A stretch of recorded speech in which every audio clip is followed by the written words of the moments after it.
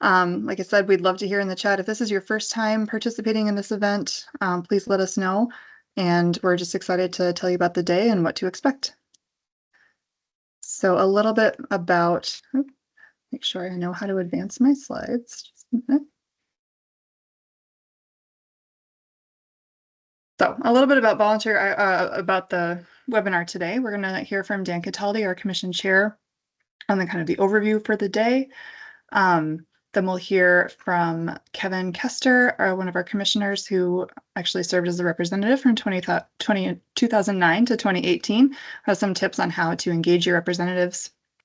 And then an overview of how to participate, why we're participating, and finally the policy priorities that we're going to be communicating with our representatives this year. I hope that this will work. Let me see. It may not, but I will share a link in the materials that you receive after this webinar that has this video of kind of what the day can look like on the Hill and kind of some testimonies from previous commissioners.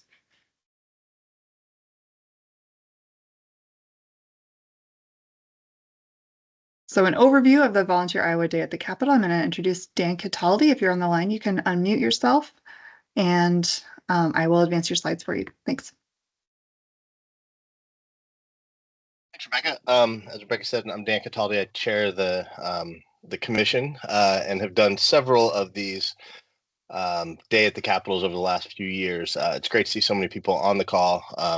It's a really important day for Volunteer Iowa and the commission and all the programs and services we provide to really share our story with legislators and kind of work through what we do, why we do it, and why it's important to what they're doing in their local areas as well. So as you all know, Volunteer Iowa has a wide range of programming, funding, and training related to service and volunteerism throughout the entire state. And so all the various programs we have, many of you are represented on the line today, are critical to really advancing many different areas, whether disaster, environmental, education, in all parts of the state of Iowa. But the Volunteer Iowa is often kind of behind the scenes. A lot of people don't know the work we do to make all these programs possible through all of the granting and training in different areas.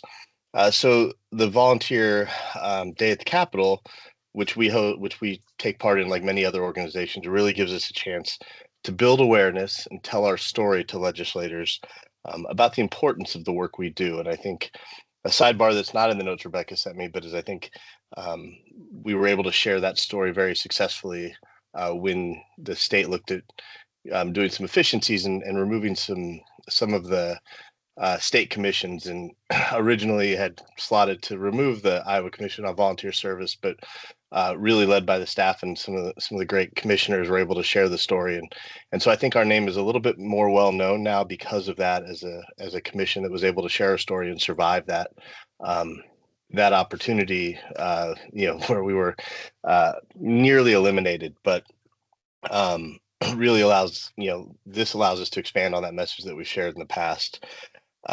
So having this day really helps us give a unified message, and I know Rebecca's going to share some of those details, and this information will all be available, but really allows us to tell our story with the same messaging. So we're sharing our priorities, really kind of giving all the legislators the knowledge they need on the areas that we consider important as they look at legislation in this session that may impact us, so that they have the knowledge to support us.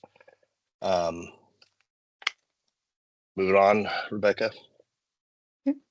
So with that, this day at the Capitol is really critical for us to tell the story, but it's not the only time this happens.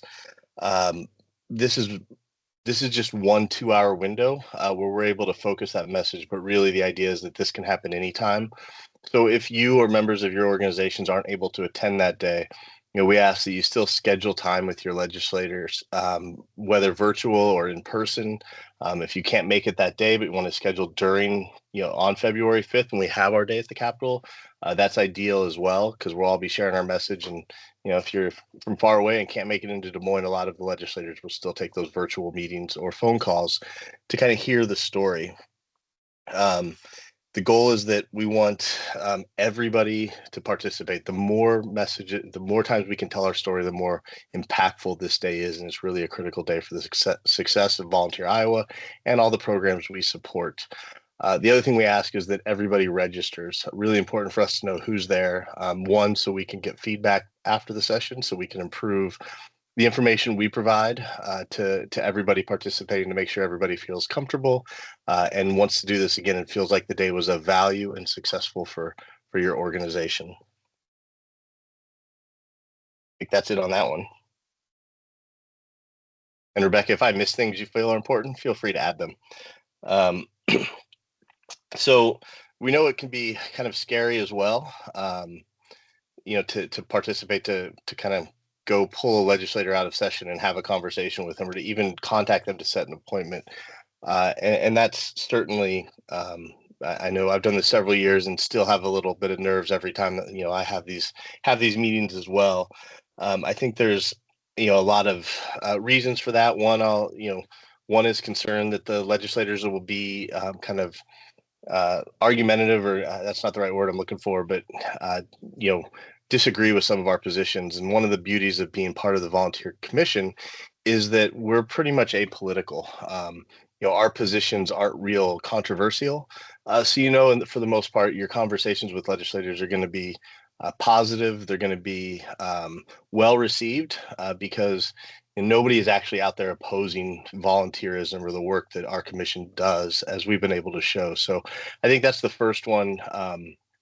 The first kind of barrier people have is they're just worried that it's going to be a difficult conversation. And I think if you talk to anybody that's done a day at the Capitol over the last several years representing Volunteer Iowa to share our story, I don't think anybody's had a difficult conversation. They're all well received, and legislators are amazed at all of the work we do that they were unaware of, and really understand why the funding is so important. So the other key thing up there in bold is, if you don't share your priorities with legislators, who will? Information is shared constantly with legislators, but they really do listen to their constituents. So if you're talking with your legislator, this is how they get their message. This is how they hear it. And if you don't do it, it's relying on somebody else within your legislative district to share that message. And I think it's important to understand that you're the best resource to get that done.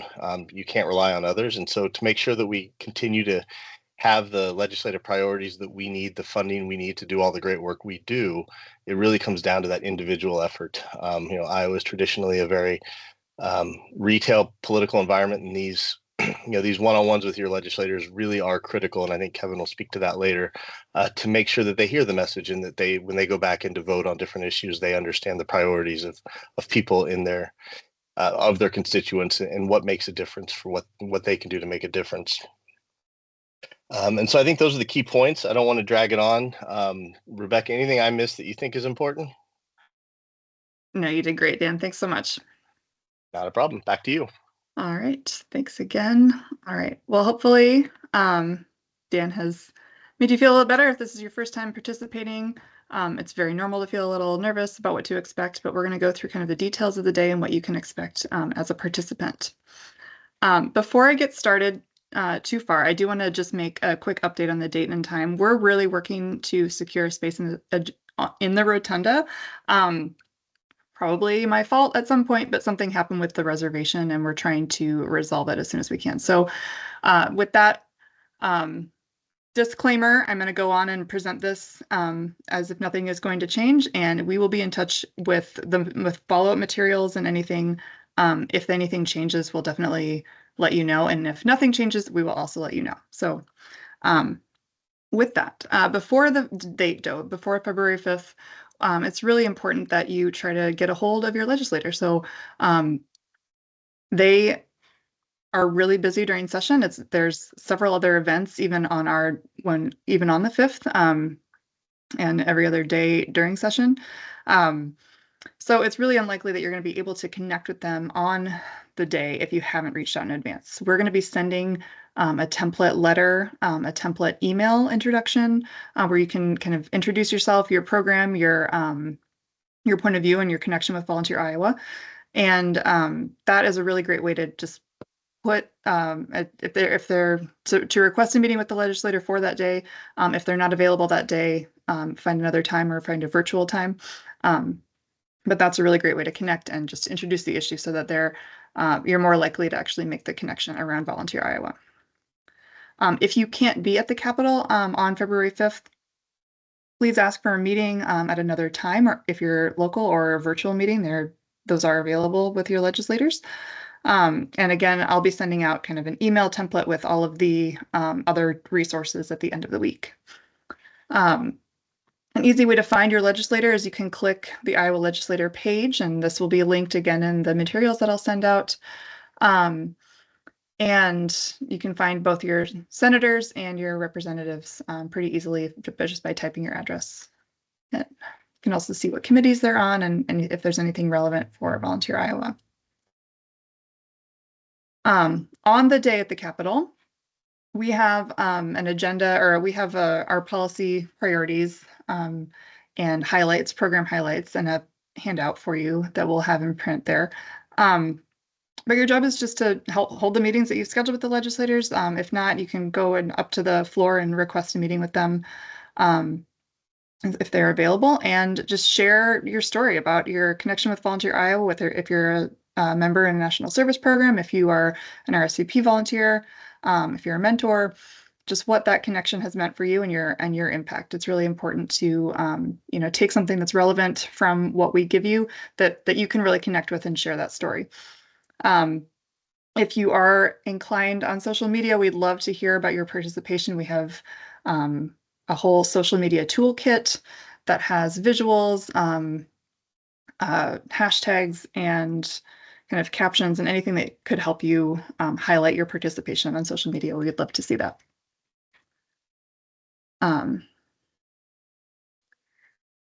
And then what to expect outside the chamber. So if you do not have a previously scheduled appointment with your legislator and you're showing up that day, there is a procedure you can use to go up to the floor and ask if a senator or representative is available.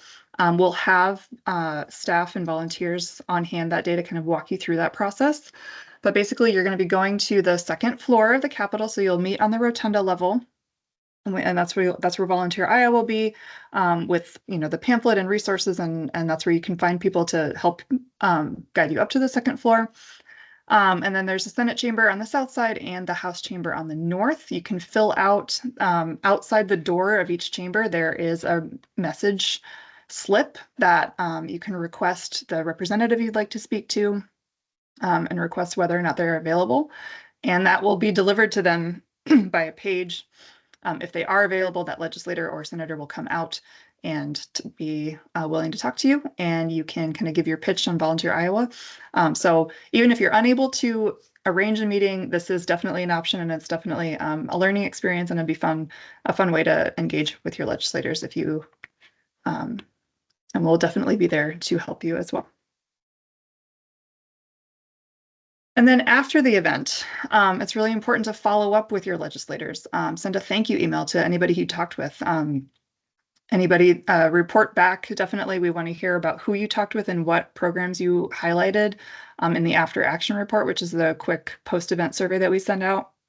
And again, if you are social media inclined, feel free to post on your website, your social media channels through your organization or personally, and feel free to browse through our guide on that for any graphics or ideas for template posts and everything.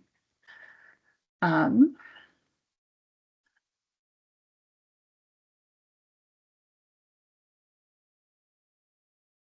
going to quickly go over some guidelines for how you can participate. So everybody can definitely is eligible to educate their elected officials about the programs that are important to them and your connection to Volunteer Iowa. There's a fine line between education and lobbying that I want to go over really briefly. So it's important for you as a participant to know the status of your organization and what you're able to do as far as education versus lobbying. AmeriCorps members specifically may not engage in lobbying, but they are more than welcome to share information about the impacts of their programs and their service. And so just kind of going over that distinction is important that's something that you need to do for yourself and understand how you're able to participate. And if you're unsure about the limits for your position, ask your supervisor or reach out to one of us on the call, either me or Adam. So again, the distinction between education and lobby really has to do with the ask. The IRS limits nonprofit lobbying, or limiting the nonprofit lobbying activity, are really just to prohibit an organization from forming for the sole purpose of lobbying under the guise of a nonprofit. So this is not necessarily banning lobbying by nonprofits, but just that you can't have a nonprofit only to lobby. AmeriCorps and Senior Corps members are 100% paid by federal funds, and we cannot lobby for policies during service and work hours. You can do so after hours, but just not as representing as an AmeriCorps member using their service hours. Lobbying is not an allowed activity.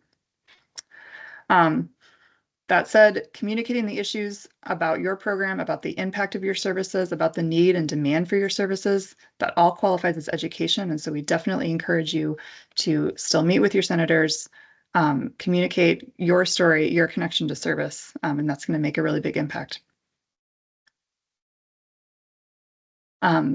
Is Kevin Kester on the call? All right, I see his number. I'm going to see, Kevin, you're muted. If you can unmute yourself, I think we're ready to hear from you.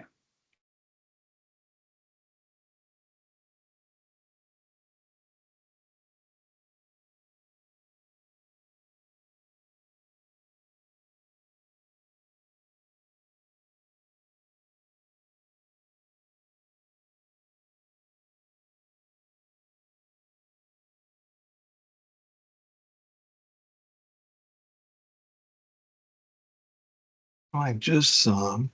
There you go. There he is. Yeah. Mhm. Kevin, if you're on the call, you're muted. He's there. We can see him. Oh, okay. Have you hit the mic? Oh, there we go.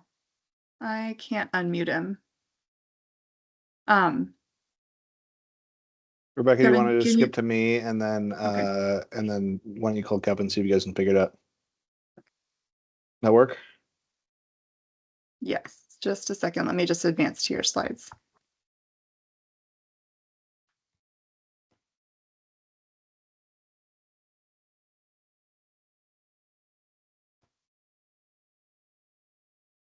Is it on? It's Oh, on. There you Hey. go, yes. Kevin. Okay, great. All right, thanks. Sorry about that delay. Legislators fumble a lot and I'm proof. The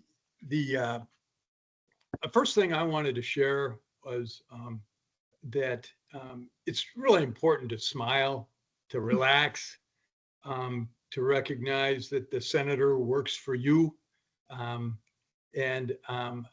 really do appreciate how that works. And I want you to know that the elected official, particularly if you traveled any distance, I'm from Polk County, Ankeny, but the frequency, the importance of a visit from a constituent that lives or works in that district is really a great thing. And you're representing volunteers.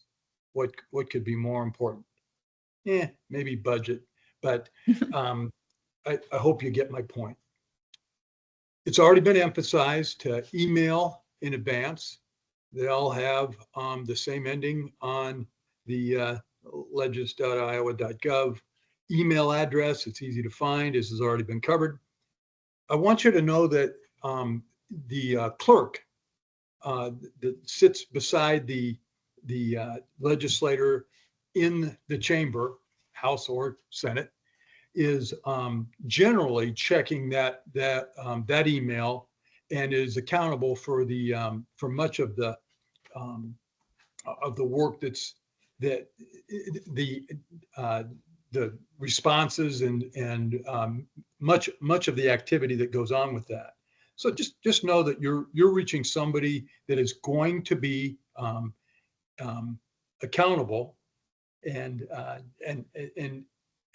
also will look for your after action step that's been talked about, your follow-up, another email. If I were going to emphasize a couple other things, it would be the handout, whether it's handwritten or otherwise, a business card. Provide your contact information.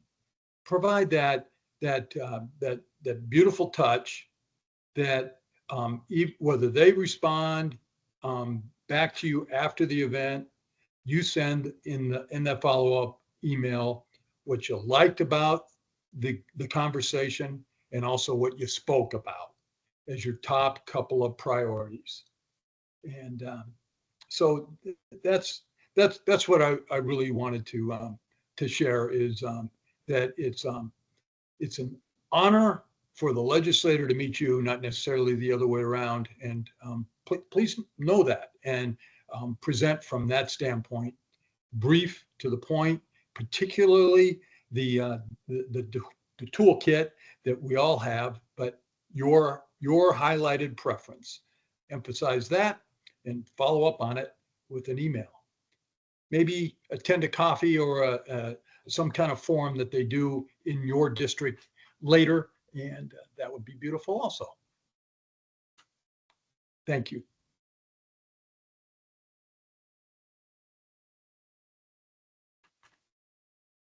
Might there be Thanks so any much, questions? Kevin. I'm really glad that we got the audio working. This is great. All right, let me find myself again. All right, so as Kevin said, follow-up is really important. We do have an after action report that I'll go over briefly. We're going to send this out as a link after the day, but it's really just covering, who you met with, topics that you discussed, the programs that you spoke about, and then any feedback that you have for Volunteer Iowa in terms of the organization and the run of the day, as well as your plans for continued engagement. As Kevin said, if there's something in your district that the legislator is going to be at, that's a really great way to follow up with them and an event that that they'll be at. But you can also feel free to send press releases about your organization or your program to your legislators. Invite your leaders to visit your program, to come on a site visit. Ask for support for the days of service that we host on Martin Luther King Day and 9/11. There's a lot of ways to engage them with our work and make that work a little more visible for them. And that's an even bigger way to share our impact and connect them to that.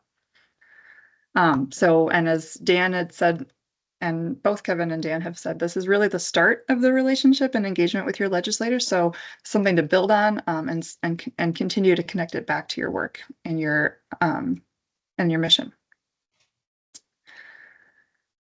So now I'm going to go over some quick program highlights. These will be shared with, they are on your handout that we're going to be sending out, but this is just from testimonies from last year. So we heard from people, last year we had people that had never done any lobbying or education before at the Capitol, and we'd had people that had come back for several years. And so we just really like to hear from kind of both sides. The day was action-packed. I met with my legislator. He really understood what I wanted, or was really engaged with what I was talking about.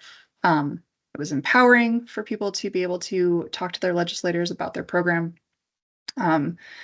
and that they were able to invite them to future events and future and add them to their newsletter lists and everything like that. So there's definitely ways to keep engaging, and we just really loved hearing this feedback from you, from the participants last year. As far as this year, so this is the information that will be on your handout on that front side. The front side of the handout is really just the program impacts from our different programs in national service, community volunteerism, and mentoring. And the back side is what Adam's going to be talking about, is the policy priorities. But these are just across the board, the impacts over the last year. So wherever you see a connection to your work with Volunteer Iowa, that's kind of the highlights that you'll want to be familiar with. So say that you're in a mentoring program, so you want to be able to say, our mentoring program engages over 14,000 youth through a partnership with Iowa Mentor. We have program partners in 81 counties. That's a huge amount of Iowa that's served by a mentoring partnership. And so just really connecting that.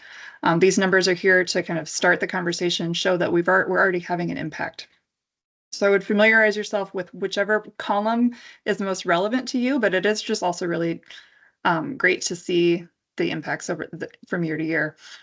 One thing I did want to highlight from the community volunteerism column in the middle here is our informal volunteer rate is one of the highest in the country. We're actually 9th last year and we jumped up to 7th. So Volunteer Iowa has been tracking the volunteer engagement rate, both informal and formally. And we are back to pre-pandemic levels of engaged Iowans volunteering. And so that's just really exciting. Above pre-pandemic. Above pre-pandemic. Thank you, Adam. So just really exciting to share that, that it's really, volunteerism is very strong here. We have a lot of impacts around the state. And so it's important to be able to communicate that. With that, I'm going to go into, I'm going to let Adam sort of introduce the Volunteer Iowa policy priorities. So that will be on the back of your handout. And whether or not you are engaging in lobbying or education, you'll still have this information on the impacts of the programs to share. Great. Thanks, Rebecca. So as Rebecca mentioned earlier, we will have 2 versions of this. So one that's kind of has our overall policy priorities without specific pieces of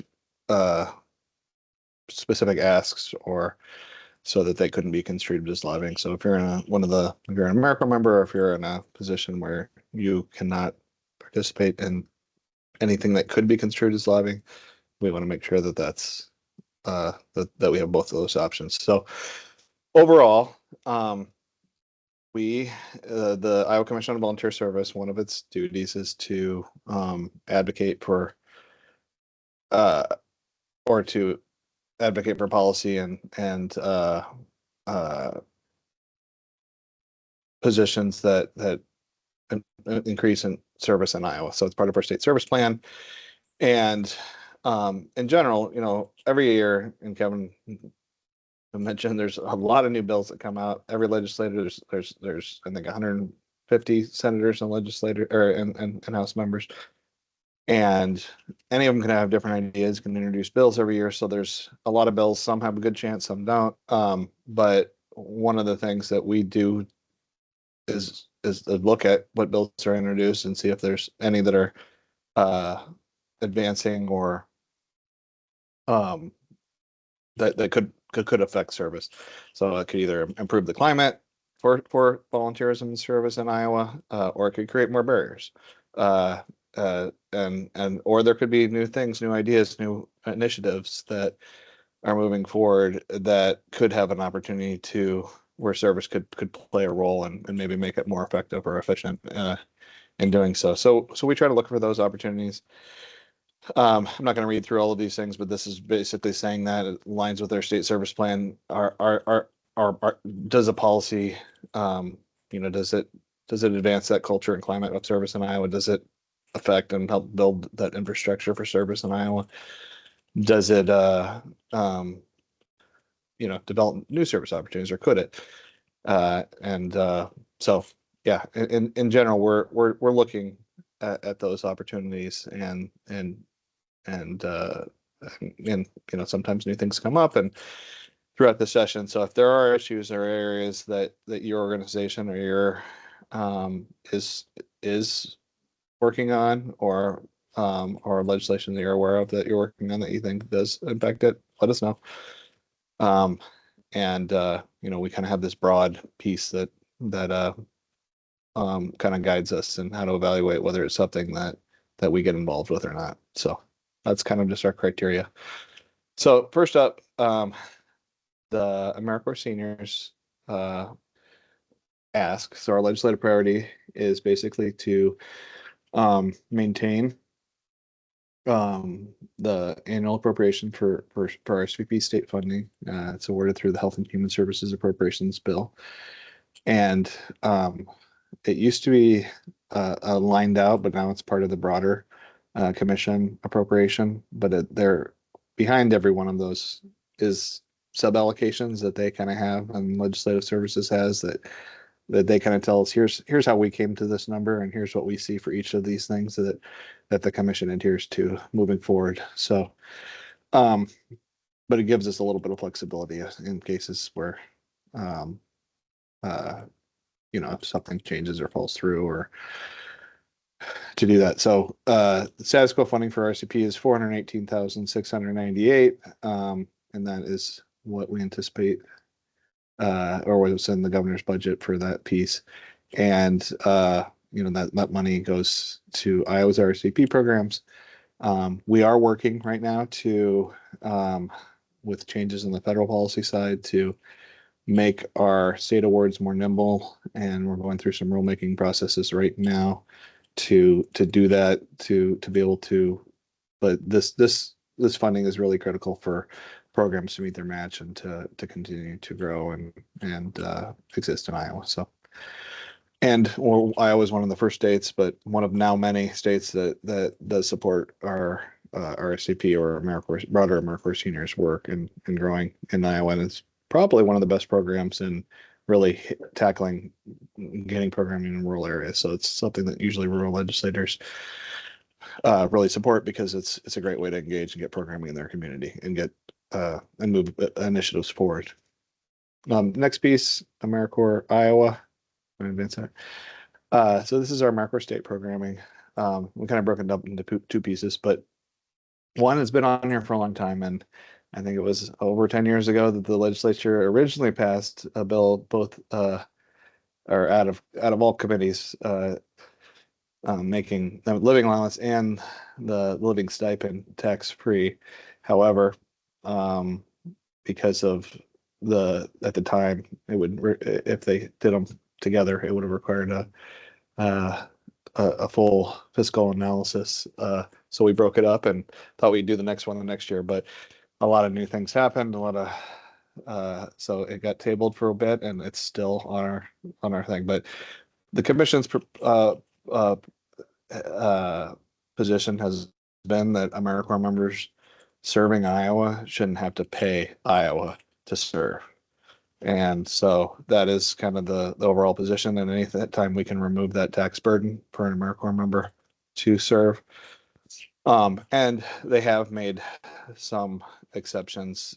So as the new tax policy comes through, and maybe, with the overall income thresholds on there, maybe it won't affect us. But so we'll monitor the tax bill in general, and maybe things get taken care of on their own.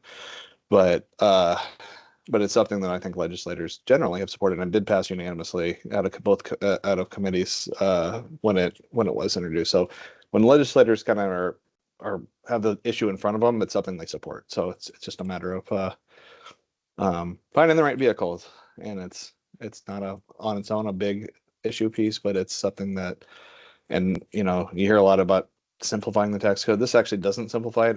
It has an element of wrinkle to it. So that's the only thing that's a little bit kind of puts us running against the grain. So there's also a couple pieces that have all been kind of ongoing priorities. One is kind of continuing to grow the reading in core, and one thing we're looking at now is looking at Math Core. This is an extremely effective program. One of the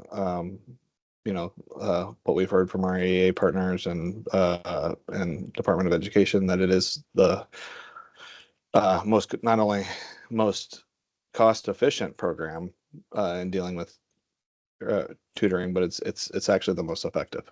So on its own, so it's a really great program. It works, and we want it in every school. I know the governor wants it at every school. So we're just we're trying to look for opportunities to figure out how to work with legislators, and as they deal with their goals, and to see how we can work with that. And that's something United Way is really pushing as well. as part of their legislative agenda.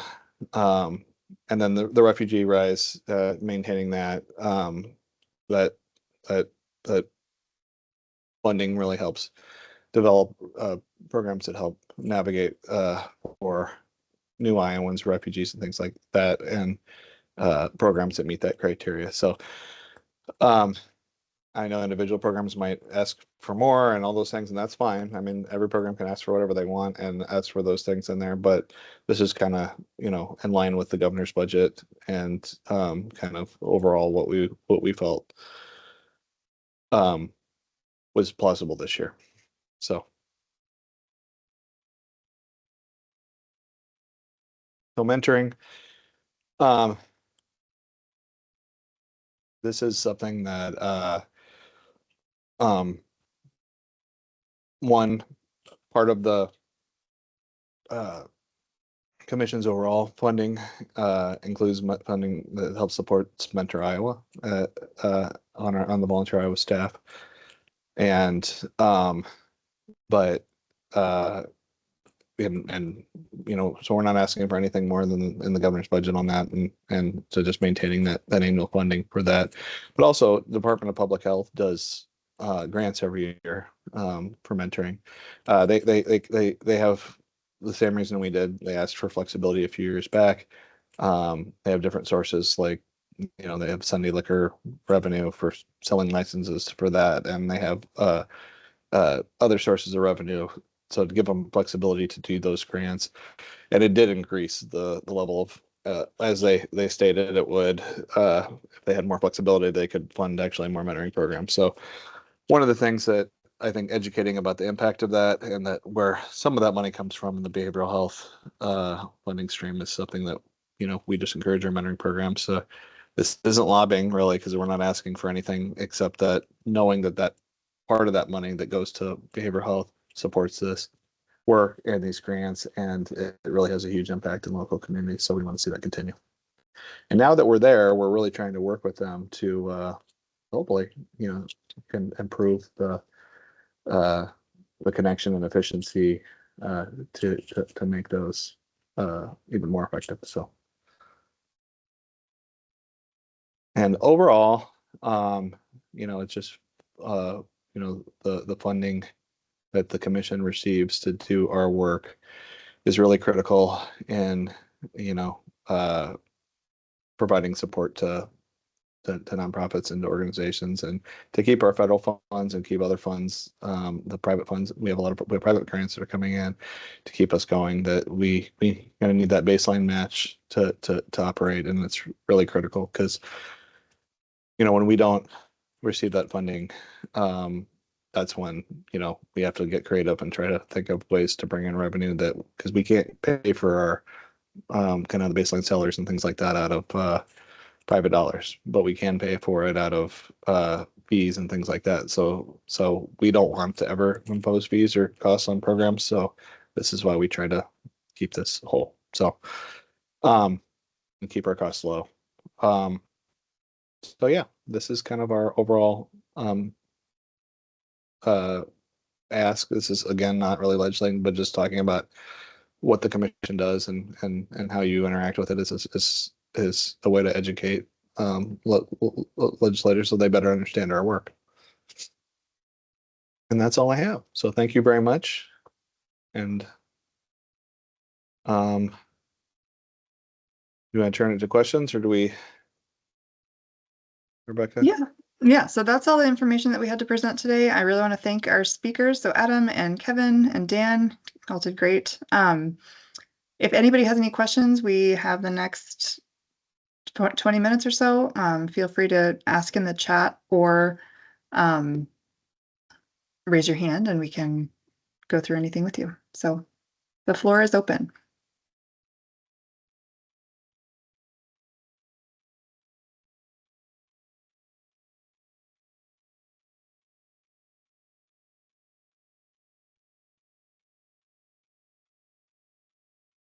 And you can always feel free to email, or if you need some clarity about this, will be included, and we'll have this information. We are sending the slides out, right, Rebecca? Yes, so we'll be sending the slides, that link to the video that I wanted to work in the beginning. And then as well as the toolkit, which will have all of the materials that you can use for the day. And any updates on the date. So that will all be coming by the end of the week. Yeah. So if there's anything that you want to reach out to either me or Adam with any personal questions, or if you just want to figure out, where need some help kind of identifying what you'd really want advance to that talk about, slide? that's fine. Perfect. What? We want to advance the slide because as our contact. Oh, yes. So they can.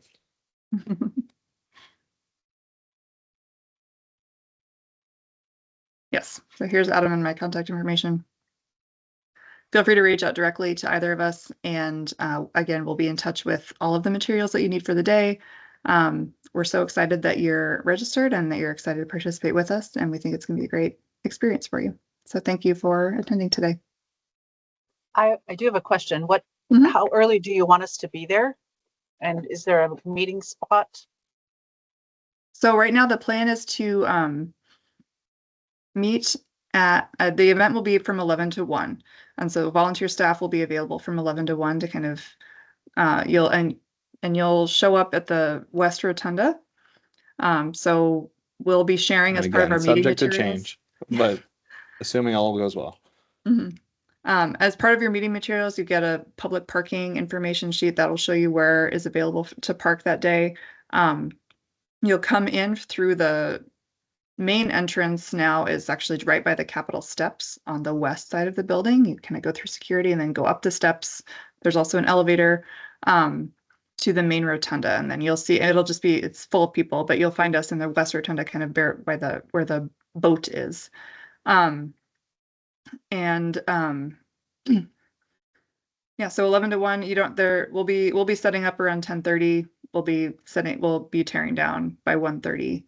So it's a short event in terms of the lobbying time that we have, but Okay, knowing that we need to go through security in case this is somebody's first time, what should we not be bringing, or what can we bring in?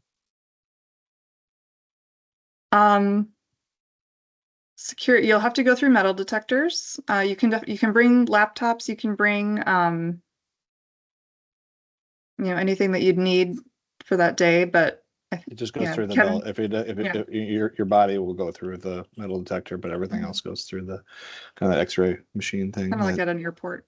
yeah. And then some things, if it's too big, if it's then yeah, but it's just regular security. Kevin, do you know if there's anything explicitly prohibited that is banned from the Capitol? Just guns. Yeah. Probably weapons in general, knives. Yep. And that's what the security guard screens for. And and I frequently just still empty my pockets, keys and cell phones go in a little bowl. And it's very simple. They're very, very cheerful, but very professional experts at security. So Yeah, it's they'll usually treat you really well. quick. Mhm. Yeah. And you don't have to even say that you're a part of a Volunteer Iowa event or anything. It's a public building, and so it'd just be public security. Thank you. Good question.